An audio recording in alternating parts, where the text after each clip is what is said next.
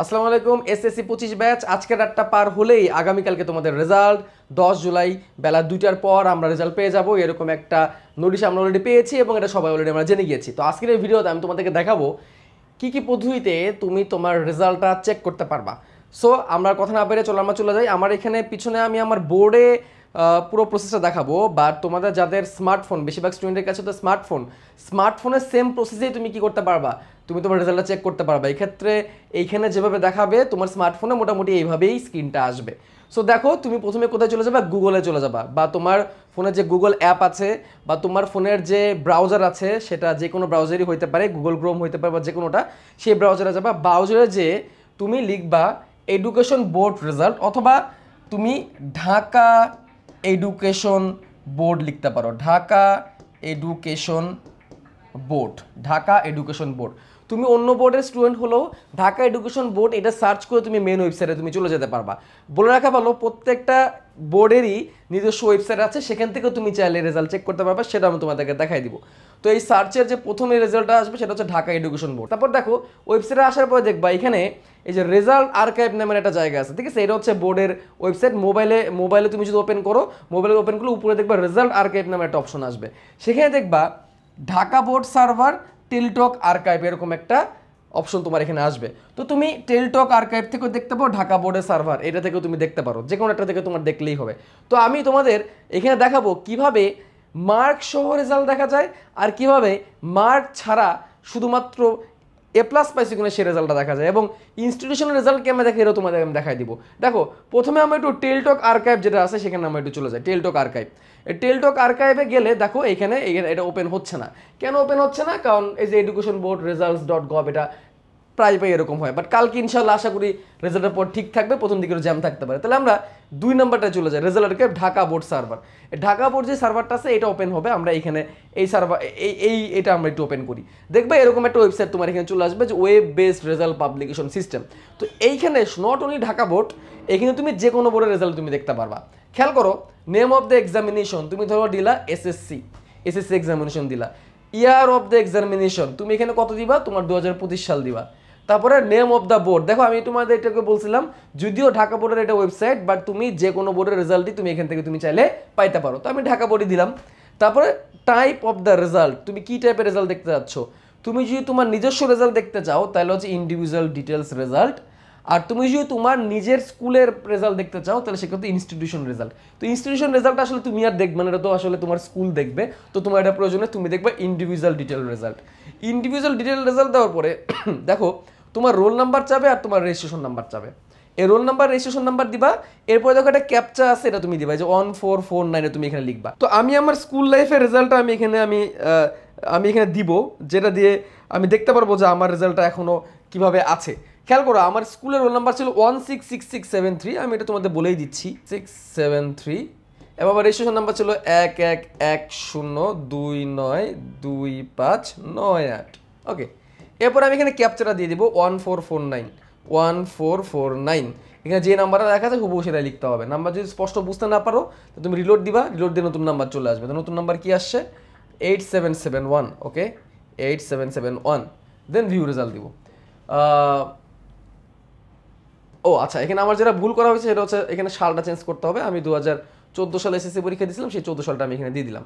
ঠিক আছে, তাহলে আমি এখানে 2014 সাল দিয়ে দিলাম, ঢাকা বোর্ড দিয়ে দিলাম, ইন্ডিভিজুয়াল রেজাল্ট দিলাম, আমার রোল নাম্বার দিলাম, রেজিস্ট্রেশন নাম্বার দিলাম, আমাকে নতুন করে ক্যাপচার আবার বসাইতে হবে 9989। ওকে, ভিউ রেজাল্ট। এই দেখো আমার রেজাল্ট চলে আসছে। আমি 2014 সালে পরীক্ষা দিয়েছিলাম, আমার স্কুল কোনটা ছিল, নেত্রকোনাটা স্কুল ছিল, আমার জিপিএ 5 ছিল, অ্যান্ড আমার কোন সাবজেক্টে কী ছিল সেটা দেখা গিয়েছে। তোমরা অনেকেই হয়তো বা জানো আমার কিন্তু সোশ্যাল সায়েন্স মানে সামাজিক বিজ্ঞান, তোমাদের এখন যেটা হচ্ছে বাংলাদেশ ও বিশ্ব পরিচয়, ওইখানে আমার A+ মিস হয়েছিল, বাকি সবগুলো সাবজেক্টে আমার A+ ছিল। আমার কিন্তু গোল্ডেন A+ ছিল না, একটা সাবজেক্টে কিন্তু আমার মিস চলে গেছিলো। তো দেখো এখানে মার্ক কোথায়, এখন তোমরা বলতে পারো ভাই এখানে মার্ক দেখতে পারতেছি না। দেখো আমার সেই 2014 সালের রেজাল্ট, তো ওই 2014 সালের রেজাল্টে মার্ক দেখা যাবে না, এটাই স্বাভাবিক। তো ওই সময় মার্ক সহ রেজাল্ট এভাবে আসতো না, তো আলাদাভাবে এভাবে জানা যাইতো না। তো এই জন্য আমি শুধুমাত্র এটাই দেখতে পারতাম যে আমার এখানে এটা হয়েছে। সো তোমরা যদি মার্ক সহ তোমরা যদি দেখতে চাও, তোমাদেরকে আমি একটা জিনিস দেখে মার্ক সহ দেখলে কেমন লাগে। তো আমি আমার কলেজ লাইফের রেজাল্ট দেখাবো, যেটা তোমাদের জন্য প্রাসঙ্গিক না, বাট মার্ক সহ দেখতে কেমন লাগে সেটার জন্য মেরে দিচ্ছি। তো আমি কলেজে পরীক্ষা দিয়েছিলাম 2016 সালে ঢাকা বোর্ড থেকে। এখানে আমি ইন্ডিভিজুয়াল রেজাল্ট দিয়ে দিই, দেন আমার রোল নাম্বারটা এখানে চেঞ্জ হবে। আমার রোল নাম্বারটা ছিল হচ্ছে 157245। তো আমি রোল নাম্বারটা চেঞ্জ করে ফেলি 157245। আর রেজিস্ট্রেশন নাম্বারটা অ্যাজ ইট ইজ সেমই থাকবে, তোমাদের রেজিস্ট্রেশন নাম্বার কলেজেও সেম থাকবে। 7147 ক্যাপচা বসায় দিলাম, ভিউ রেজাল্ট দিব। এটা আসলে তোমাদের জন্য প্রাসঙ্গিক না, কলেজের রেজাল্ট মানে আমার এইচএসসি পরীক্ষার রেজাল্ট, এটা আসলে প্রাসঙ্গিক না। বাট আমি আসলে দেখাতে যাচ্ছিলাম যে মার্ক শো রেজাল্টটা কেমন আসে। এই যে দেখতে পাচ্ছ আমি নর্ডেন কলেজ ময়মনসিংহের স্টুডেন্ট ছিলাম, এনে দেখো আমার মার্ক শো রেজাল্টটা কেমন ছিল। এই যে মার্ক শো রেজাল্টটা এরকম ছিল। এই যে আমার মার্ক শো রেজাল্ট, আমি ম্যাথমেটিক্সে এই নাম্বার পেয়েছিলাম, ফিজিক্সে হায়ার ম্যাথে এটা পেয়েছিলাম, কেমিস্ট্রিতে পেয়েছিলাম, বায়োলজিতে পেয়েছিলাম।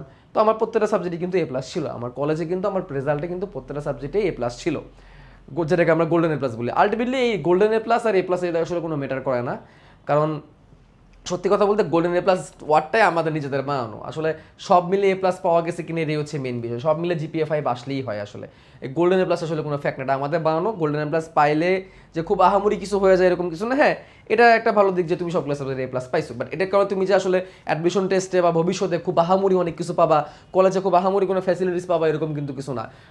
আগে একটা সময় ছিল যে গোল্ডেন এ প্লাস না পাইলে ভালো কলেজে ভর্তি পরীক্ষা দিতে গেলে সিলেকশনের আগেই বাদ হয়ে যেত। এখন সেটাও নাই। এখন তো দেখা যায় যে ম্যাক্সিমাম কলেজের লটারি সিস্টেমে গভর্নমেন্টভাবেই হয়। আর 2-3টা কলেজ যেমন নর্ডেম college, Saint Joseph college, Holy Cross college, ওইসব জায়গায় এখন ভর্তি পরীক্ষা এখনও দিতে হয়। সেই ভর্তি পরীক্ষা এখন আসলে এ প্লাস পেলেই ভর্তি পরীক্ষা দেওয়া যায়। সো ওই ঝামেলাটাও নাই যে তুমি গোল্ডেন মিস হয়ে গেলে তোমার বিশাল কিছু হয়ে যাবে। এটা নিয়ে আসলে টেনশনের কিছু নাই। এটা আমাদের বানানো একটা মিথ যে গোল্ডেন এ প্লাস পাইতে হবে, গোল্ডেন এ প্লাস না পাইলে বিশাল কিছু। দেখো আমার কিন্তু এসএসসি তোমাদের যে রেজাল্টটা দিবে সেই এসএসসিতে কিন্তু কোনো গোল্ডেন এ প্লাস ছিল না। আমার এসএসসিতে কিন্তু সামাজিক বিজ্ঞানে বা বাংলাদেশ ও বিশ্ব পরিচয়ে কিন্তু এ প্লাস মিস হয়েছিল, কিন্তু দেখো কলেজে উঠে তো আমি ঠিকই গোল্ডেন পাইছি। তো সেই গোল্ডেনের আসলে আলটিমেটলি ভ্যালু কতটুকু, কোনো ভ্যালুই নাই। আমি যখন মেডিকেলে ভর্তি পরীক্ষা দিছি এই গোল্ডেনের জন্য আসলে এক্সট্রা কোনো মার্ক কিন্তু আমার অ্যাড হয় নাই। দিন শেষে জিপিএ 5 পাইলেই হয়। তো আমি তোমাদের রেজাল্ট এই দেখার সিস্টেমটা দেখাইলাম। আরেকটা ওয়ে তোমাদের শিখাই দিই। সেক্ষেত্রে কি করতে হবে, তোমাকে আবার গুগলে যাইতে হবে। তুমি আবার গুগলে যাবা, গুগলে যে তুমি যেই বোর্ডে পড়ো সেই বোর্ডের ওয়েবসাইটে তুমি ঢুকবা। সেটার উপায় কি, তুমি যশোর বোর্ডের স্টুডেন্ট, ওকে ফাইন, তুমি লেখো যশোর এডুকেশন বোর্ড। এই যশোর এডুকেশন বোর্ড লিখে সার্চ করবা। যশোর এডুকেশন বোর্ড লিখে সার্চ করার পরে তোমার এই যে যশোর বোর্ডের ওয়েবসাইটটা চলে আসবে।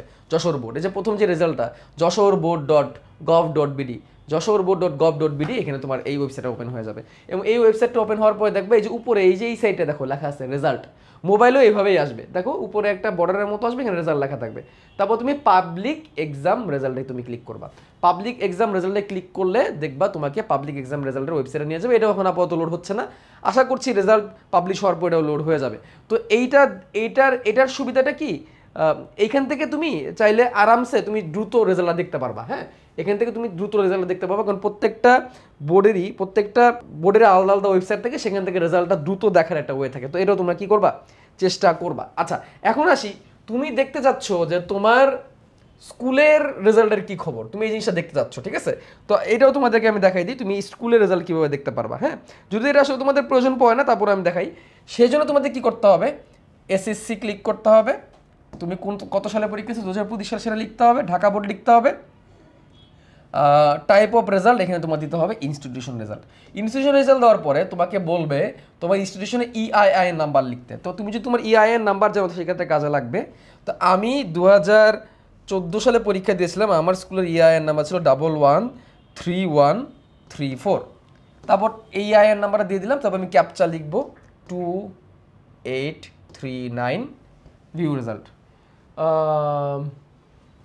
আচ্ছা, এটা তো 2025 দিয়ে আমি ভুল করছি, আমার 2014 দেওয়া লাগবে। হ্যাঁ, এখানে আমার ভুল হয়েছিল, বারবারই সেম ভুল করতেছি। সো এখানে জিনিস হয়েছে খেয়াল করো, এখানে কিন্তু আমি নিজেই বুঝতেছি এখানে কত লেখা। তো আমি আবার রিলোড দিব, রিলোড দিলে আমার কাছে আবার চলে আসবে, আবারও বুঝতেছি না, আবার রিলোড দিব, আবার রিলোড দিই। এই যে এখন বোঝা যাচ্ছে 2218 ভিউ রেজাল্ট দিই। এই যে দেখো, ইনস্টিটিউশন আঞ্জুমান আদর্শ সরকারি উচ্চ বিদ্যালয় নেত্রকোনা থেকে আমি পরীক্ষা দিয়েছিলাম। তো ওই বছর সায়েন্স থেকে 199 জন পাস করছিল, একজন ফেল করছিল, জিপিএ 5 পাইছিল 153 জন। আমাদের স্কুল এবার অনেক ভালো রেজাল্ট করছিল। এখান থেকে ডাউনলোড করেই দেখি, তাহলে এটা বেশি ভালো হবে। ঠিক আছে, সেভ করে দিয়ে ডাউনলোড করে দেখি। ওকে, এই যে দেখো, এরকম একটা রেজাল্ট দেখবা তোমাদের টিচারদের হাতে আছে। হ্যাঁ, এরকম একটা রেজাল্ট দেখবা তোমাদের টিচারদের হাতে আছে। যেমন আমার রেজাল্ট ছিল 166673। তো আমি এখান থেকে প্রথম দিকে টিচারদের কাছে এই রেজাল্টটাই চলে যায়। তো 166673 এইখান থেকে চাইলে কিন্তু খুঁজে বের করা সম্ভব। হ্যাঁ, এই যে 166673, হ্যাঁ, এটা আমার স্কুল লাইফের রেজাল্ট ছিল, GPA 5। এখান থেকে শুধু এভাবে ঢালাভাবে সবার রেজাল্টটাও দেখা যায়। এভাবে করে তুমি সবার রেজাল্ট, তার রোল এবং GPA, তার রোল এবং GPA 5 বা GPA কি আছে তুমি দেখতে পারবে। এটাও কিন্তু একটা রেজাল্ট দেখার একটা ওয়ে। তো এরকম বেশ কয়েকটা ওয়ে আছে, অনেকগুলো ওয়ে আছে, সবগুলো ওয়ের মাধ্যমে তুমি চাইলে তোমার রেজাল্ট বের করে ফেলতে পারো। রেজাল্ট বের করা কোনো কঠিন কিছু না। আর এন্ড অফ দ্য ডে দেখো, একটা কথা বলে রাখি, এত প্যানিক হওয়ার কিছু না, তুমি তোমার রেজাল্ট পেয়ে যাবা। এখানে এত টেনশন নেই, কিছুই নেই। আর এত অ্যাপ ভিত্তিক ডিপেন্ডেন্ট না হয়ে তুমি একটু সার্চ করে একটু রেজাল্ট দেখা শেখো। তুমি তো এখনকার যুগের ছেলেমেয়ে, তোমরা স্মার্ট ছেলেমেয়ে, তো তোমরা যত রকমের জায়গা আছে সব জায়গা থেকে তুমি শিখবে, এটা তো তোমার রাইট ওয়ে, তাই না? সো এই হচ্ছে ওয়ে। তোমার সবাই ভালো থাকো, সুস্থ থাকো। আর একটা কথা বলে রাখি, কলেজ লাইফে তোমরা কলেজে উঠতে যাচ্ছ ইনশাল্লাহ।